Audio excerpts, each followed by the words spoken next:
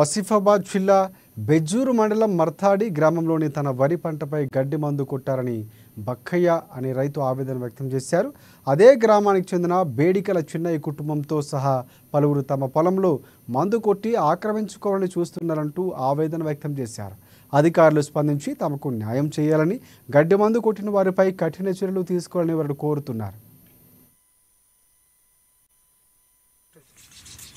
బెడకల చిన్నయ్య కొట్టిండు, బెడకల చిన్నయ్య కొడుకులు బిడ్డలు సారయ్య లింగయ్య బాలకృష్ణయ్య ఇగో అని కుమ్మరి లింగయ్య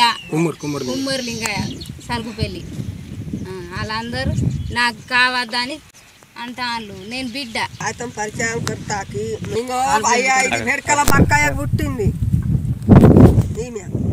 బెడకల బక్కాయ గుడితే దీనికి పాలు లేదని వీళ్ళ నాన్న మరల పడతాను. వేసిండు, నారు వేసిన తర్వాత అందరు కలిసిండు. కుమ్మరి లింగయ్య, బాలకృష్ణ, మురుస సారయ్య, కుమ్మరి లింగయ్య వీళ్ళందరూ కూడి ఈ పొలాన్ని మొత్తం చంపిండు మందు కొట్టి. అది దాని తండ్రి ఉండగానే దానికి పాలు